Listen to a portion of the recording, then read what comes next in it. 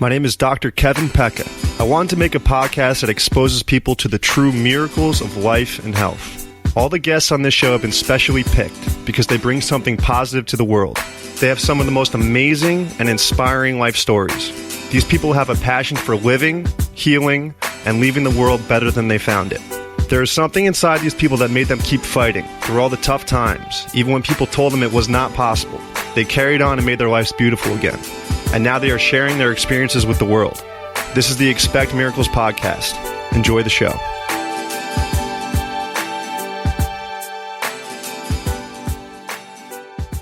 I recommend going back to the first episode of this podcast before you listen to this one.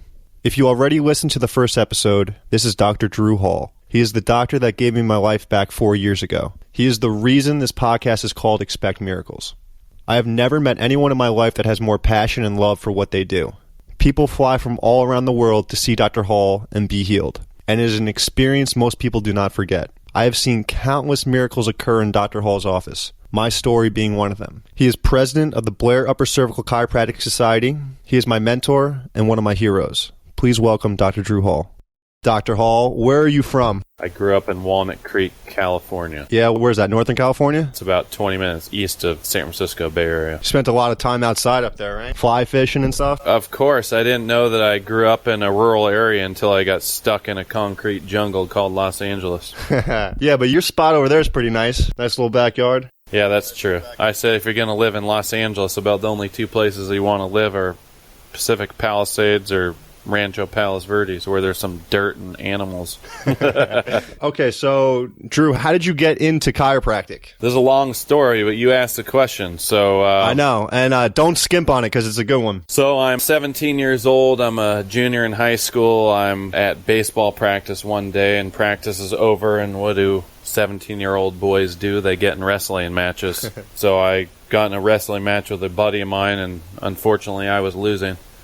He had me upside down from about 2 feet off the ground, and I'm still friends with him even after he did this, so it wasn't on purpose. But he lost his grip on me and dropped me flat on my head from about 2.5 feet off the ground. Jesus.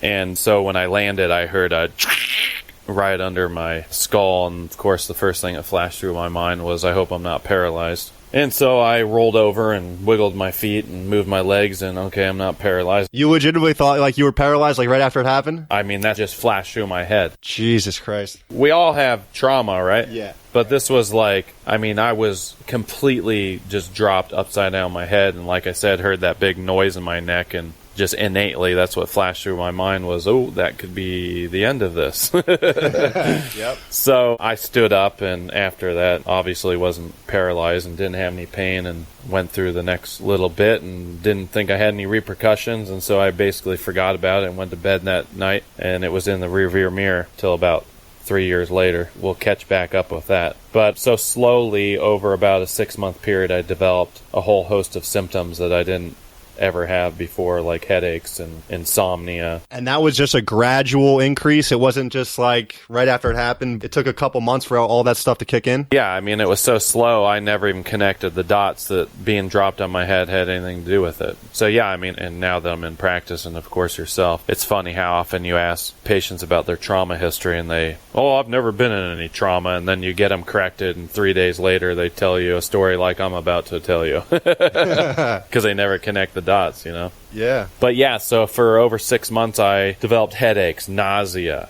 mental, cognitive problems. Emotionally, I started having depression off and on. My sinuses swelled shut all the way. That's funny that you mentioned the depression thing too, because I mean, I've heard this story a bunch of times, but like, you didn't think like depression was even like you saw people that were depressed, you're like, oh, just snap out of it. Like, what's wrong? Like, what's wrong? I was just telling a patient yesterday about this because, of course, a quarter of the people we see have depression. Yeah, I was one of those insensitive male teenagers who figured that we all had control over our stuff, right? And if we were where we're at, it was because we were a wimp or were not strong-minded or needed to pull our bootstraps up, right? So we had a family friend who was depressed, and this was, of course, prior to having problems, but I remember thinking, oh, what a pussy. Why don't they just get over it? And then, of course, when this starts happening to you and you start to realize that... Yeah, that you can't snap out of it. You don't have control over it and you can't snap out of it. I felt horrible. I mean, like, just like the biggest jerk on the planet. I'm like, oh my God, I was so insensitive. I just didn't get it. Yeah. And I think a lot of people out there are like that. I've had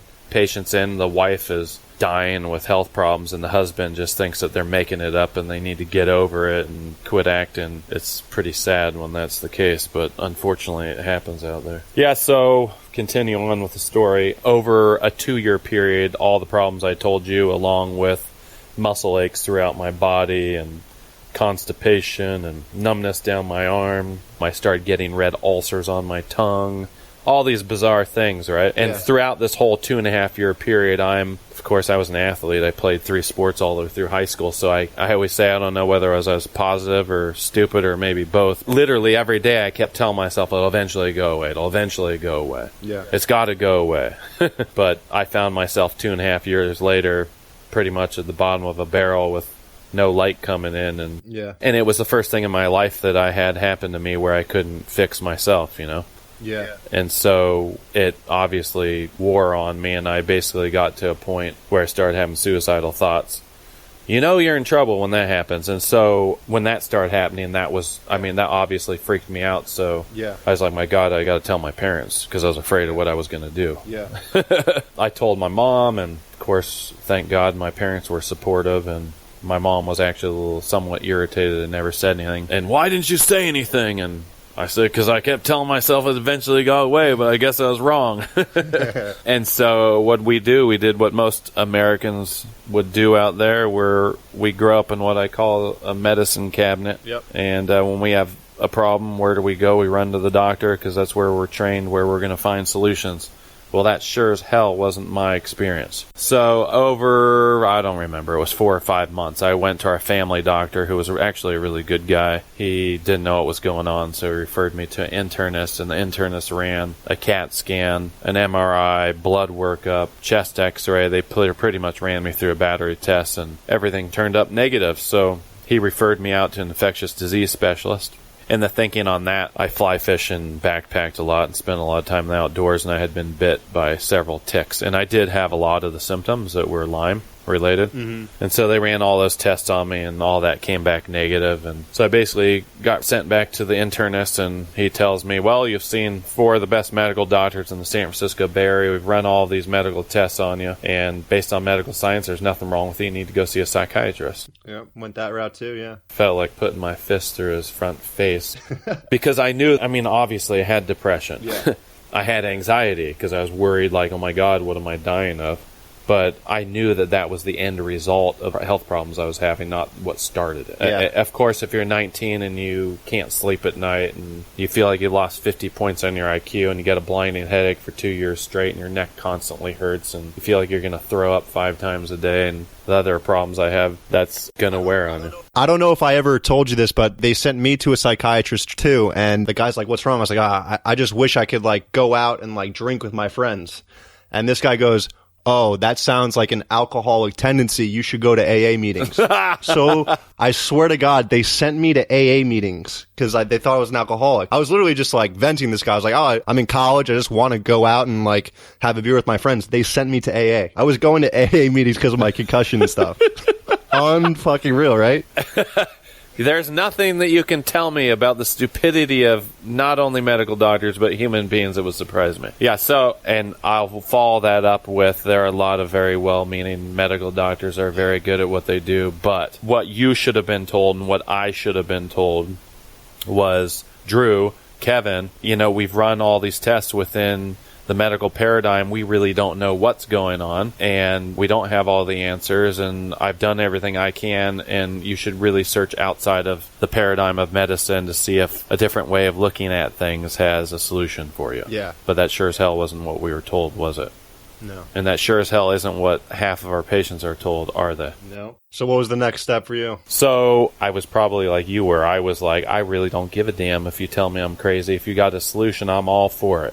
Yeah. So I did. I went to a psychologist. You know, when you're that down in the gutter, you're willing to do anything, and I didn't have really a strong center because I was knocked off of it completely by how I felt. So Yeah. I went to a psychologist, and they ran me through a bunch of tests and told me I was depressed and had anxiety, and I was like, well, no shit, thanks. Tell me something I don't know. Now what? Well, you need to go see a psychiatrist, and they'll give you some drugs. Yeah. And so I'm in the car ride on the way home with my mom discussing this, and I'm like, Mom, I don't want to take that crap. Yeah. And my mom says, well, Drew, maybe it'll help you feel better. And I said, Mom, I don't want to feel better. I want to get better. There's a big difference between feeling better and actually getting well. Very true. So I was born to be an upper cervical doctor from the get-go, but I said, Mom, I can go drink 12 beers and feel better. That doesn't mean I'm healthy. Yeah. What in the hell is the difference between that and taking a bunch of psychotropic medications that change your brain chemistry? I don't have a Prozac deficiency. There's something wrong. Yeah. And so I elected not to go that route. We ended up in a homeopath's office who had an acupuncturist in the office also, and I did that. And so through all of this,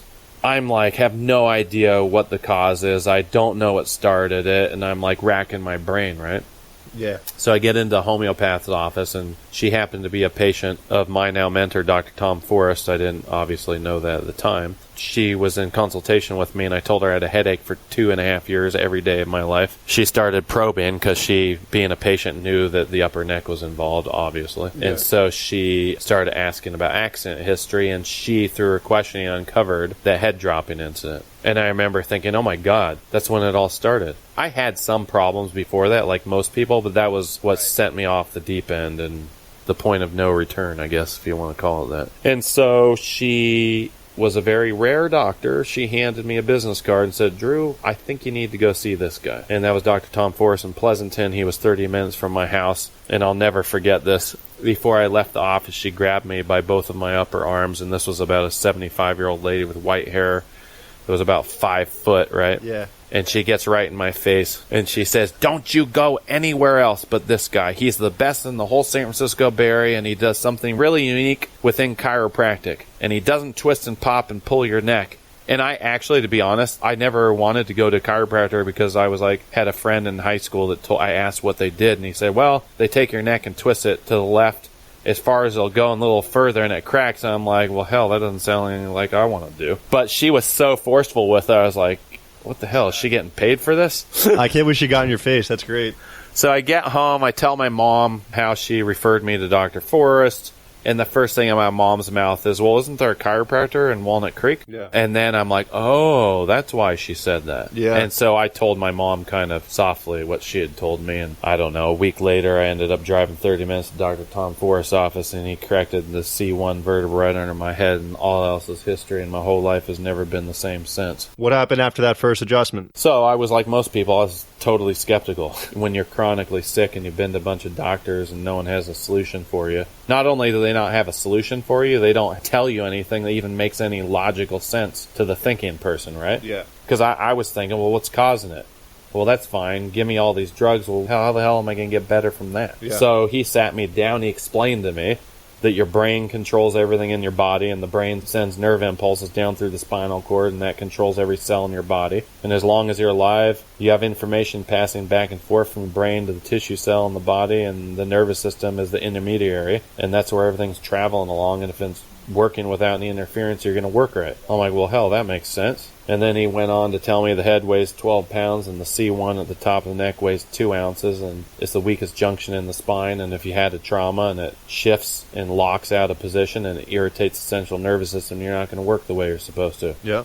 I'm like, ding, ding, ding. Okay, that makes sense. Yep. And then he goes on to tell me he takes precise x-rays of the joints between the head and the neck, and that if a vertebra's out of position, it's going to happen on the joints. I'm like, okay, that makes sense. And it's really precise, and he took out his model and showed me what they look at, and I'm like, okay, this all makes sense. But I still, after being screwed up for 2.5 years and no one having the answer, I'm like, okay, prove it to me. So he ran me through a battery of tests, told me my C1 and 2 were off, sat me in an x-ray chair, put this contraption on my head and turned me all these different directions and snapped a bunch of pictures. And I was like, wow, this is pretty thorough.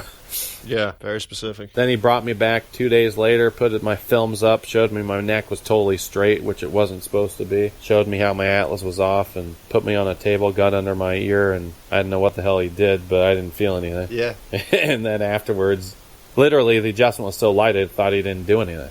Of course, that started some skepticism. Yeah. And so, as you know, he laid me down in a chair 20 minutes. I drove my car home after that. I felt literally no different. Did my normal go to bed at 10 o'clock like I always did. Yeah. Now, for 2 years, I never, not one night unless I got smashed, which was only at the beginning because that stopped working. Yeah. But I never fell asleep quicker than 2.5 hours for over 2 years. Jesus. And I never slept through the night, and I always woke up 5 times a night, and I never woke up in the morning feeling like I slept, right? Yeah. So I go to bed that night, and I wake up in the morning, and I'm like, oh my God, I didn't wake up once last night. I feel like I slept, and I don't remember going to sleep because I fell asleep in 5 or 10 minutes like a normal person. So, I mean, that was my first, like, okay, I don't know what he did, but something happened. Yeah. And it wasn't like all my problems were gone, but over a period of time, through kind of a seesawing process, it changed my entire life completely. Your sinuses were like completely swollen shut too, you said, right? Yeah, I couldn't breathe through my nose. And it got worse in the evening. Yeah. And that all cleared up over time. And that's kind of part I didn't even talk about. About 6 months after I got dropped on my head, I had a sinus infection. Yeah. That was like a sinus infection unlike I never had before, like never went away for 3 months, and I was blowing stuff out of my nose that looked like an alien. Yeah. And I never truly recovered from that sinus infection. I always felt like I was sick. So that was another aspect to all of the problems I had. But interesting side note now that we're on it. About a week after he adjusted me, I woke up about 2 in the morning. I had a sore throat. My sinuses were killing me, and I blew all this nasty stuff out of my nose like I did. Yeah. And I totally freaked out because I thought, oh my God, I've got another sinus infection here. I'm going to be laid up for another 3 months, right? Yeah. So, I mean, I was like totally depressed. I went back to sleep. And when I woke up in the morning, it was gone. Jesus. And so I was like, oh my God, my body must have just like overthrown whatever had its hold on me. It literally just pushed it out of the system. That's unreal. Which now I know what I know. That's exactly what happened. My immunity went up and it kicked that virus out of the system. Definitely. So that's my story. So then you were off to chiropractic school after that? Well, you go from wanting to kill yourself to feeling better than you ever had in your life. I think it's pretty obvious what you're supposed to do with it, right? Yeah. So, I mean, I get this question all the time. How come I've never heard about Blair upper cervical chiropractic? Like all my patients say it. Because there's 120 of us. Yeah. We don't have billion-dollar grants from CDC on research. It's a bunch of good old men out there that got sick themselves. Most of the people, as you know, that do upper cervical, Yeah. they got into it. Because to the lay person out there, or even the chiropractor out there, to tell them this story seems far out there. It seems far out. Like, what? Yeah. He touched the bone under your neck and that got you better? It's totally 180 degrees out of our frame of reference healthcare wise. So Yeah. my answer to your question, we have a paradigm of healthcare that's been indoctrinated into 300 million people for 150 years, and it's difficult to break that mold, but we will break the mold in the next 20 years. Definitely. Just on your YouTube channel, you have hundreds of patient testimonials from Meniere's and headaches and fibromyalgia. I remember hearing one interview you did where there was literally a woman that couldn't see. She was legally blind. You adjust her, and she came back to your office the next day, and she like came right up to you, and she's like, "Hey, Dr. Hall, how you doing?" You're like, "Why the hell is this woman like in my face right now, shaking my hand?" And you realize that she could legally see again, right? Well, it wasn't the next day. It took about 10 weeks. I've only had one person have the eyesight thing happen to, and who knows, that may be the only time that ever happens. Yeah. I wish that we had the cure for blindness on everyone, but Yeah. as I tell patients, if everything in your entire system is controlled by a nerve impulse and you have a C1 vertebra at the base of your skull locked and irritating the spinal cord, it can affect literally everything and anything in your whole body. So it's not a wild and crazy idea that all these different conditions in some instances can respond to an upper neck correction. Of course, it's not the cure-all for everything, Right. but if the Atlas problem is involved in whatever's going on in their body, then, I mean, of course they can do Well, that. so why can't somebody just go down the street to a regular chiropractor? Like, what makes Blair different than pretty much everybody else? Well, I'm going to be inclusive because I've learned to be over the last 20 years. Of course, all chiropractic has the same philosophy, which we kind of outlined, that there's intelligence in your body and that the brain and spinal cord and nervous system is paramount in function for the entire body, right? Yeah. And so all chiropractic is based on that premise. And all chiropractic procedures at one time or another have gotten these miracle cases that we talk about, right?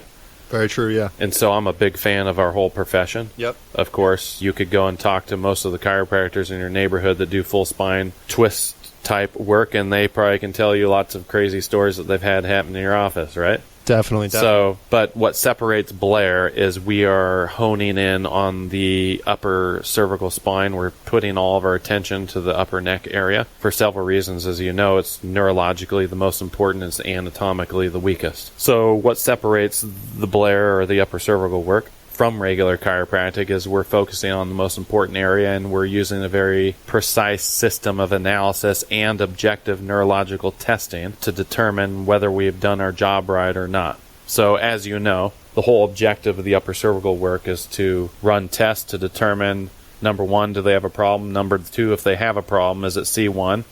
Is it C1 and 2? Is it C1 and 3? Is it C1 and 4? Is it C2 only, right?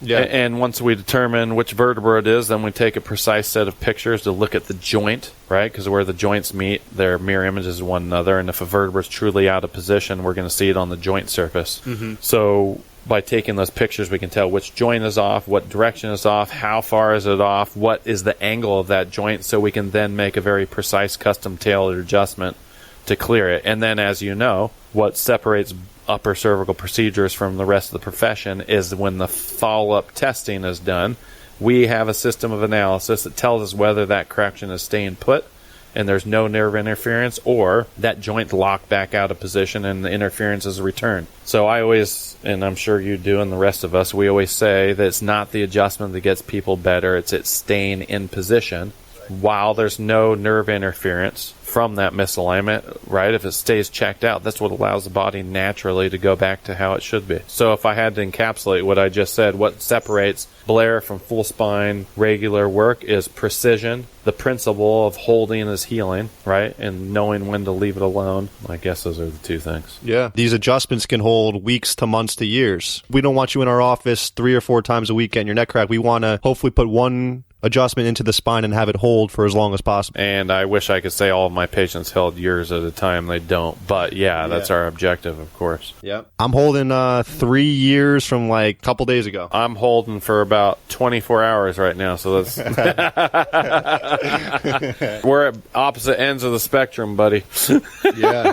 Seriously. So where do you see Blair going in the near future? I mean, I think all the people who are the forefront of all the upper cervical techniques, just for the listening or viewership or audioship, I don't know how you call that on the podcast. Yeah. Within upper cervical, there are, like 8 different techniques now. All of them have the same objective. They have different analysis systems from the x-ray to the objective testing, but we're all trying to accomplish the same goal. Yeah. So obviously, I mean, it's already happening. All of the upper cervical procedures are growing. All of us are gaining a presence on the internet. So 20 years ago, if you were told that it was all in your head by a medical professional and you're just going to have to live with it or take these drugs, really your only option was hearsay from a friend, or you read a book somewhere, or you ran into an upper cervical chiropractic patient. These days, people are getting on Google and they're researching for answers, and a lot of people are getting into upper cervical offices that way. So I'm a huge fan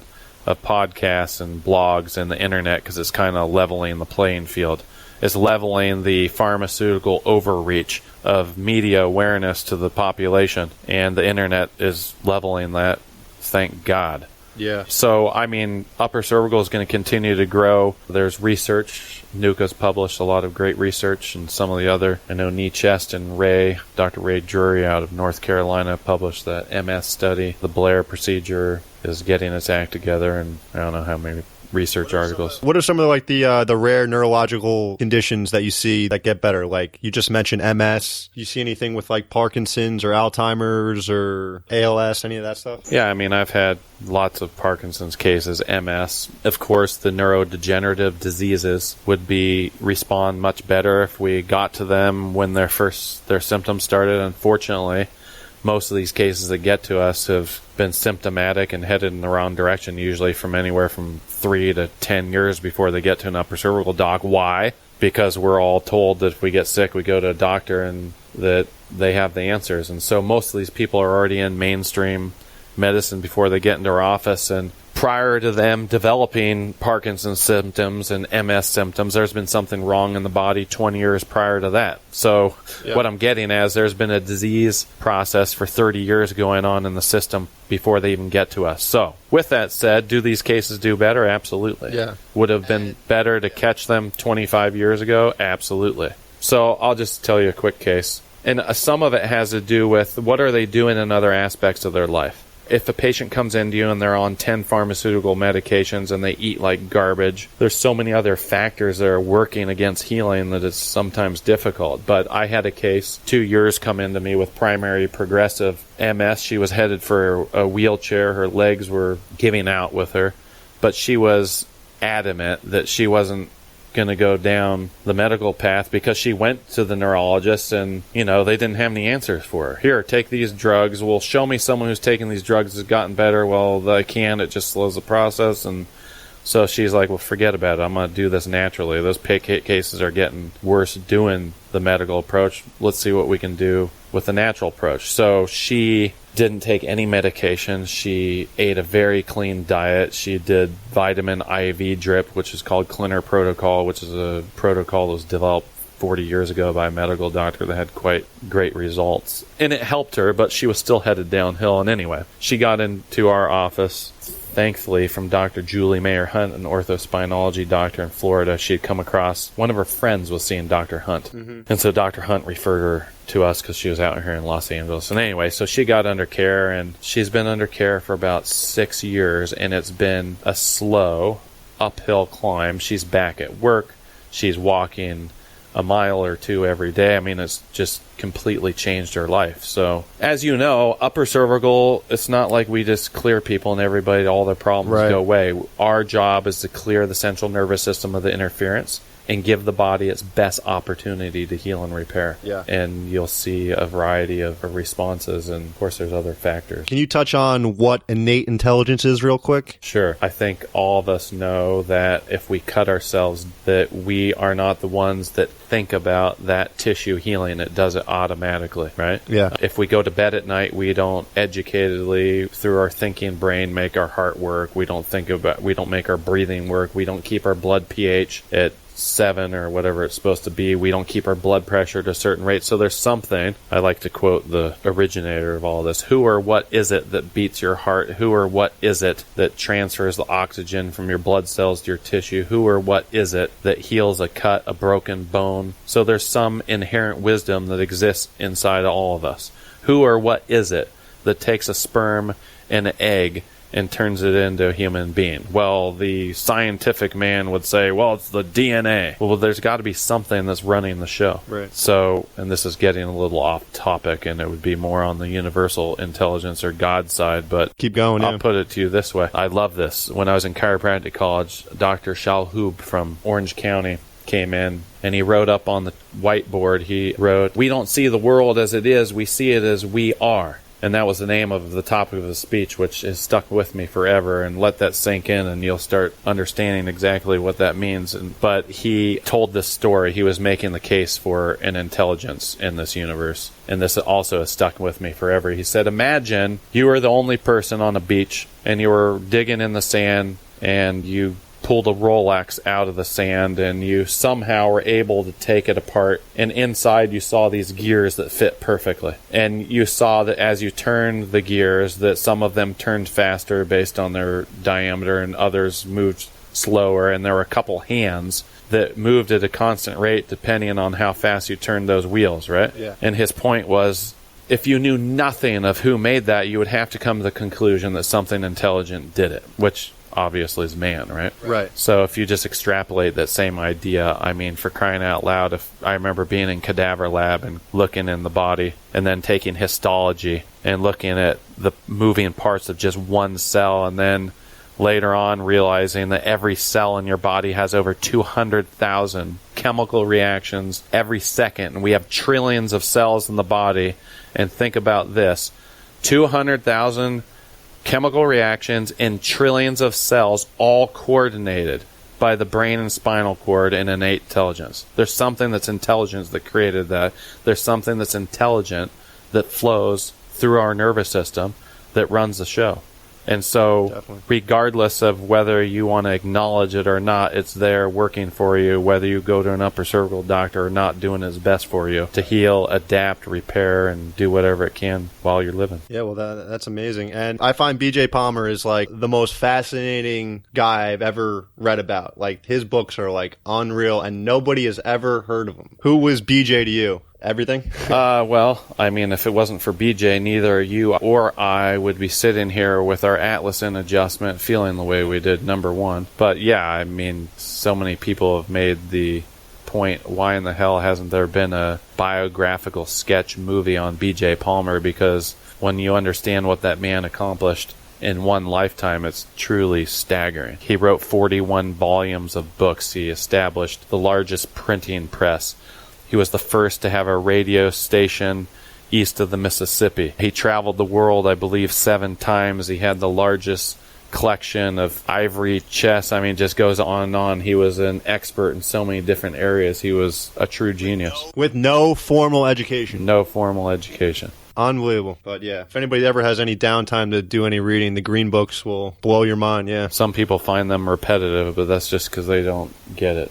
Yeah. So, Drew, where are you located? I am in Southern California. I have 2 practices. One's in Koreatown, which is west of downtown LA, probably by about 10 minutes. And then my other office is south of LAX in Carson, about 10 minutes south of LAX. Been in practice 16 years, and it's been a hell of a ride. Seeing people like you get better, and that's what it's all about. Definitely. And got a YouTube channel with hundreds of patient testimonials, people getting better, people getting well again.